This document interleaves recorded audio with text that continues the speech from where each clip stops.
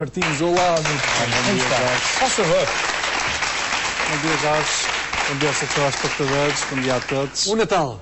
Ótimo, foi... Sem abusos na alimentação? Com alguns cuidados, mas também faz parte, não é? Nós gostamos que a vida seja levada de uma forma saudável, mas com gosto, com coisas boas. Claro, tem que se alimentar alguma coisa, não é? Não podemos despir completamente a vida de certas coisas boas. Fica sem saborona. Exatamente, isso não pode ser, faz parte do ser humano e queremos as pessoas felizes e contentes, zelando pela saúde, é certo, mas com alguns cuidados, alguns truques que nós agora vamos Quais são falar esses truques, então, para evitarmos o enfartamento e a azia?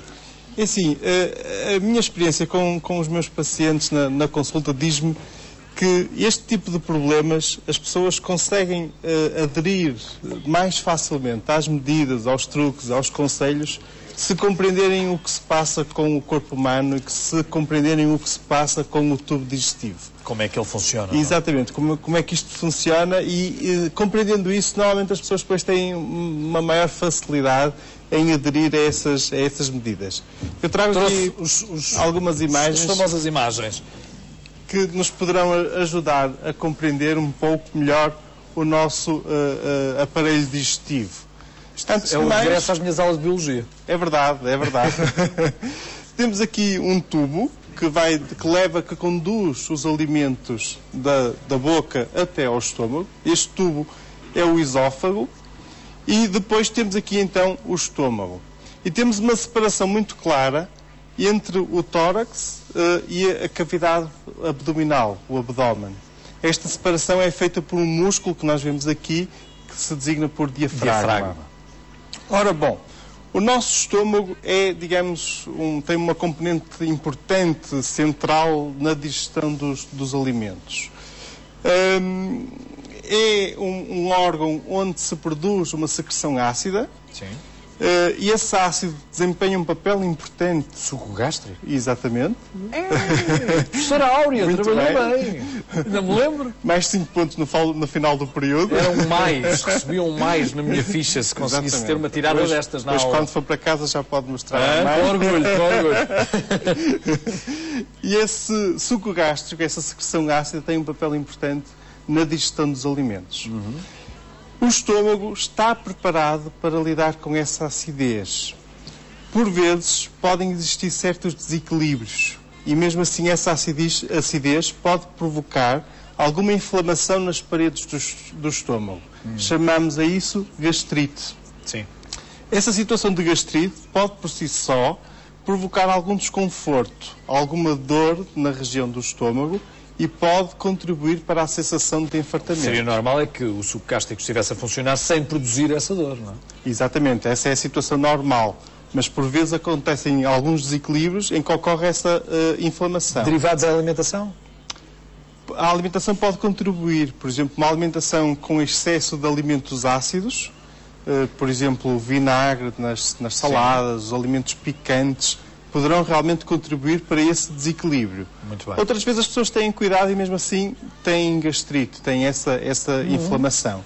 Para as pessoas compreenderem o que é gastrite, a imagem que eu dou é esta. Nós temos uma pele que reveste o nosso corpo por fora, que é a nossa pele. Nos nossos órgãos interiores também temos uma pele que chamamos, o nome é mucosa. Quando nós, na nossa pele exterior, por exemplo, encostamos a uma parede e fica um vermelhão, que normalmente designamos por abrasão. Sim. A gastrite é algo semelhante, mas na mucosa do estômago. O abrasão na pele dói-nos. Claro. No interior, a gastrite também pode provocar essa dor.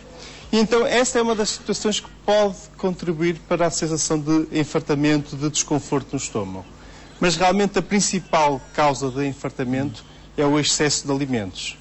É uma refeição que seja muito abundante, sobretudo se for abundante em gorduras, porque a digestão das gorduras é um pouco mais lenta e mais difícil. Se for muito condimentada, também é mais um dos fatores, não é? É outro fator. Claro. Um outro fator que por estes dias contribui para isso é realmente a falta de atividade física. Para um bom funcionamento do nosso tubo digestivo... Não chega só o arremesso, não é? Exatamente. Arremesso não é suficiente, é preciso fazer um bocadinho mais do que isso. Quanto mais não seja a marcha, o caminhar, são situações que realmente nos ajudam a melhorar a nossa capacidade digestiva e a nossa digestão e a diminuir a probabilidade de termos enfartamento. Como eu disse, o estômago está preparado para lidar com a acidez. O esófago não está. Ora, se existirem situações que possam provocar o retorno deste ácido e de alguns alimentos para o esófago, esse ácido em contacto com o esófago pode também provocar inflamação no esófago. E aí falamos de esofagite. E aí normalmente temos o sintoma, a queixa que as pessoas apresentam é azia. Percebo. Podemos passar à imagem seguinte. No fundo, agora estamos a concentrar naquela fronteira entre o tórax e o abdômen. Temos aqui o diafragma. E reparamos que Estamos normalmente... a ver um corte lateral do estômago. Exatamente. E normalmente podemos reparar que temos aqui um mecanismo que funciona como uma válvula. E esta válvula, por ação destes músculos, do diafragma e de um anel de músculo que existe aqui no final do esófago, na fronteira entre o esófago e o estômago, normalmente esta válvula impede o retorno ou o refluxo da secreção ácida dos alimentos para o esófago. Fará o mesmo que as barragens, não é? Apenas deixa descarregar a água, não permite que a água regresse, retorne, não é? É mesmo isso. E agora agradecia que passassem à imagem seguinte. Podem existir algumas circunstâncias em que este mecanismo de válvula, cá está, eu volto a mostrar que no fundo estamos a falar aqui desta zona. Esta imagem é uma imagem em detalhe desta região de fronteira. E então aqui pode existir um certo alargamento daquela zona da fronteira do diafragma. Isto se tiver alimenta mais, não é? Se tiver alimenta mais ou não. Por exemplo, há pessoas que têm este tipo de problema, que eu já vou dizer qual é o nome, posso dizer já, é uma hérnia do hiato esofágico. Sim. Mesmo sem ter alimento a mais. Por vezes é uma condição que vai, exatamente, que vai surgindo ao longo da vida. Sim. E no fundo há um pouco de estômago que desliza para cima, por isso também se fala em hérnia de deslizamento. E este estômago acaba por ir para a região torácica. Ora, é fácil de perceber que aqui a válvula não funciona. Há aqui um canal, uma via aberta. De modo que estas pessoas que têm este problema, que têm a hérnia do hiato esofágico, que é um problema bastante comum e relativamente frequente, têm mais tendência a ter azia, a ter aquelas queixas que normalmente estão associadas à doença do refluxo gastroesofágico. É um palavrão, é o nome que nós damos em linguagem mais simples. E há forma de evitar o aparecimento desta... Uma das condições que se associa... Será pelo uso constante do nosso estômago que acabará por existem algumas formas de evitar. Ou seja, por exemplo, existem algumas atitudes, alguns comportamentos que podem potenciar e favorecer o aparecimento da hérnia do hiato. Muito bem. Nomeadamente o uso de cintas abdominais. Principalmente às vezes as senhoras, isto hoje em dia já não se usa tanto, mas usou-se durante muitos anos, o uso de cintas abdominais. Sim, é verdade. Aumentavam muito a pressão no abdômen e essa situação favorecia realmente o aparecimento de hérnia do hiato. Em relação aos sintomas que as pessoas podem ter perante este tipo de situação, agradecia que passassem à imagem seguinte. Agora faz-me então cá está. As pessoas podem ter azia, um ardor, um queimor ao longo do peito, aqui por trás da região do externo, a dor no estômago. Por vezes as pessoas têm apenas rouquidão, é o único sintoma, e quando nós vamos estudar essa rouquidão, verificamos que o problema na origem dessa rouquidão é o refluxo gastroesofágico. O que se passa é que de noite, durante o dia, quando andamos de pé, é fácil, a força da gravidade empurra o ácido para o estômago, mas durante a noite podem haver secreções que vêm até às cordas vocais, com a posição horizontal. E aí provoca inflamação crónica nas cordas vocais e a rouquidão. Também pode acontecer alguma regurgitação, pessoas que de manhã acordam com a almofada um pouco suja, no fundo pequenas secreções que vêm até a almofada. Finalmente, vamos falar sobre as soluções. Que é o que se aconselha, não é? Pronto, exatamente. Para evitar sintomas tipo enfartamento, azia, mesmo para quem tem este tipo de problema como a hérnia do hiato esofágico, é importante as pessoas fazerem refeições mais pequenas, mas mais frequentes. Comer mais vezes e pouco ou menos de cada vez. Menor quantidade, mas em maior frequência. Exatamente. Isso é fundamental, é o principal conselho. É também é importante as pessoas evitarem alguns alimentos, os tais que eu falei, os ácidos, os picantes, e depois também é importante que as pessoas se conheçam a si próprio. Sim. Algumas pessoas toleram mais ou menos os fritos nestas circunstâncias, sim.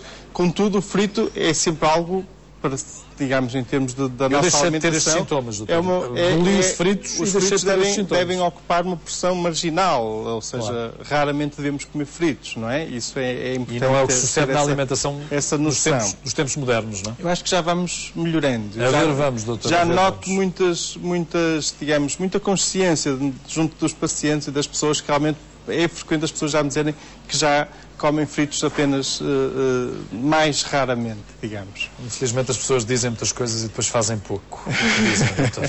Temos que confiar no ser humano. Claro, temos de confiar.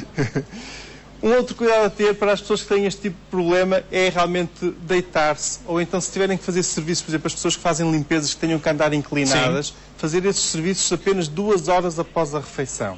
É um cuidado importante. Independentemente da quantidade da comida que comemos? Ou se tivermos uma refeição leve?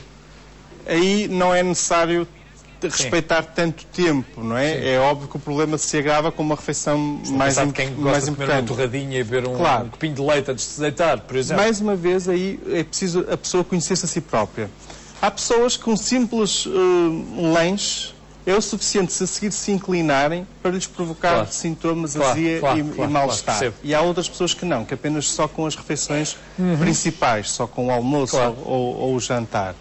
A atividade física, mais uma vez, é importante. Em alguns casos, é necessário realmente recorrer a medicamentos e existem, por exemplo, desde os simples antiácidos de venda livre até medicação crónica, que por vezes em alguns pacientes é necessário efetuar realmente medicação crónica. Tem algum desejo para 2010 que possa aqui revelar-nos publicamente, doutor? Que seja um ano com saúde, com trabalho para todos, é fundamentalmente esse desejo, não tenho assim nenhum em particular. Um bom ano para si, é o que queremos todos aqui na Praça da Aula. Muito obrigado. Ouviram?